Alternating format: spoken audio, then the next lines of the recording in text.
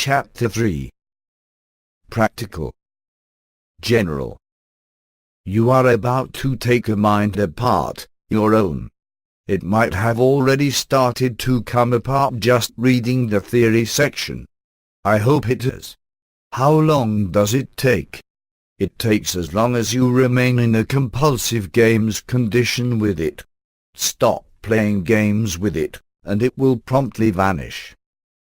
The very best advice I can give you at the outset is to be very positive when you do the exercises, then be very passive and willing to learn when bits of your past show up. In this way you'll most rapidly discover all there is to know about that most fascinating of beings, you. There is a short list of do's and don'ts to guide you on your way. You ignore them at your peril. 1. Don't attempt the exercises while your body is tired, hungry, suffering from disease or dietary deficiency, or while under the influence of drugs or medication, including alcohol. 2. The exercises are done with the body's eyes open at all times. 3. Do the exercises alone, away from interruptions or distractions. The Golden Rule. An exercise is continued as long as it produces change, and is then left. The Royal Road to Making a Complete Cot Case. Editor's note. A cot case is a person who is too ill to leave their bed. End note.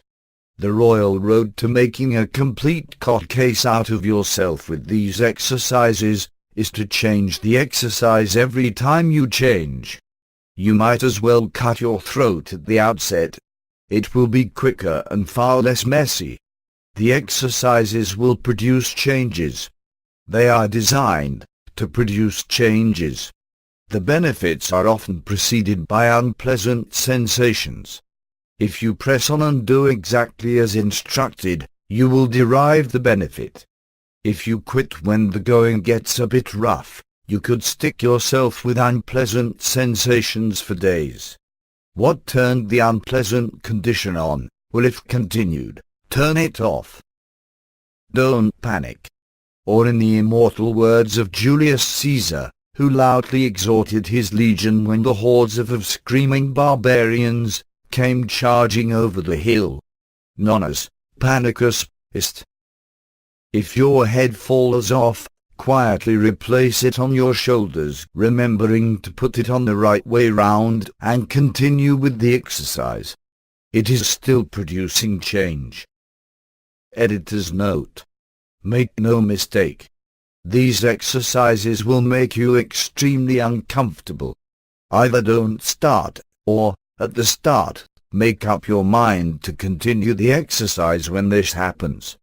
It is the only way to overcome, erase, and gain the benefits. End editor's note. There are only two pitfalls while doing these exercises. 1. To stop doing the exercise while it is still producing change. 2. To continue the exercise after it has ceased to produce change. Of these, the first is by far the most serious. Any bad effects brought on by overrun immediately vanish when one realizes that one has overrun. Now what do I mean by change? Any change in awareness, sensations, emotions, etc. Yawn, for example, is a change.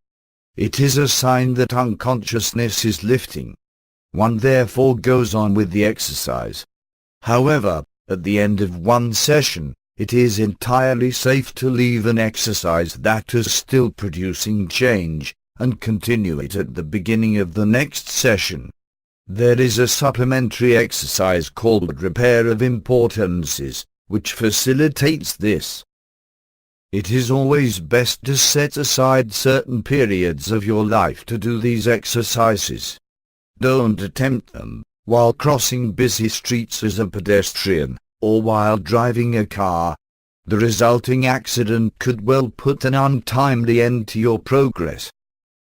The vast majority of the unpleasant sensations that occur en route are associated with various moments in time where your attention has been stuck. As you free up from them, you move through and out of them, and into present time. There is, however, one other class of phenomena which may occur. This is overstimulation of the body's nervous system. The sensations here are more startling than unpleasant, but you best know about them, or you may wonder what is happening to you. Many things can overstimulate the body's nervous system, including drugs, allergies and sudden impacts or shocks. We all know the sensation of seeing stars as a result of a sudden impact to the skull, or even to other parts of the body. Electric shock can also produce the same phenomena. The mind itself, by suddenly impinging upon the body, can overstimulate the body's nervous system too. And this is what can sometimes happen during these exercises. The exercise simply impinges some part of the mind against the body, resulting in overstimulation of the nervous system. As a result, you may experience weird phenomena in your body's visual field. It can show as blind spots, patches of flickering light, etc. The phenomena is always of short duration, and after half an hour or so it will fade out. You don't do anything about it. Just understand what has happened. If you wish, go off and rest until the phenomena dies down, then continue with the exercise that turned it on. You must do this, for it is a change. If you happen to be connected to a skin galvanometer at the time, you will see the characteristic zigzag motion of the needle that accompanies the phenomena. It would also record strongly on an electroencephalograph trace.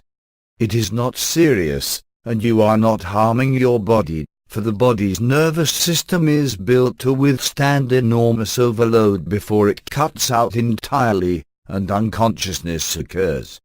It just isn't possible to overstimulate the nervous system this much with the exercises, and the most you will ever manage is a few blind spots, or flashing lights in your visual field. The skin galvanometer. If you possess such a device, and know how to use it, then it can assist you to determine when an exercise is no longer producing change. The meter no longer registers significant change. However, the device is by no means essential, for a being is entirely capable of relying upon his own estimation of change. Even if you do use a skin galvanometer, you will soon outstrip its usefulness, and will find it registering no change even though your senses clearly tell you that change is occurring. Thus, in the final instance, you are thrown back upon your own perception of these things. However, if you do use a skin galvanometer to help you early on, then abide by what it tells you. If you know how to use it, the device will not let you down. Early on, the device is more sensitive than your perception. Later, your perception is more sensitive than the device. The device also has an unexpected value in that it gives you something to hold on to with your hands, and thus prevents you from fidgeting and smoking unnecessary cigarettes during your exercise period. The 5 levels. The practical work is divided into 5 sections. Each section has its own purpose, and subsequent sections build upon the abilities developed in earlier sections. Thus, you start at level 1, and proceed on, through to level 5, where you stay thereafter until the job is done. I will explain in a moment how most people can enter at level 2. No benefit is to be gained by skipping one or more levels, for no further progress can be made until the missed level or levels have been completed. Just as you can ruin a good mystery story by reading the last chapter first, so too can you ruin a good set of exercises by starting them at level 5. Either nothing will happen at all, or the exercise will put you in the hospital. The former is much more likely, but I wouldn't take a chance on it if I were you. Level 1. These are exercises devoted to the discovery of and improving the reality of present time. Level 2. These are exercises devoted to the discovery of the past and its evaluation to present time. Level 3. These are exercises devoted to the general time breaking of then to now. Level 4. These are exercises devoted to the discovery and time breaking of the 8 classes of overwhelm. Level 5. These are exercises devoted to the creation of conflicting and complementary postulates in conjunction with the postulate failure cycle chart. End of this section.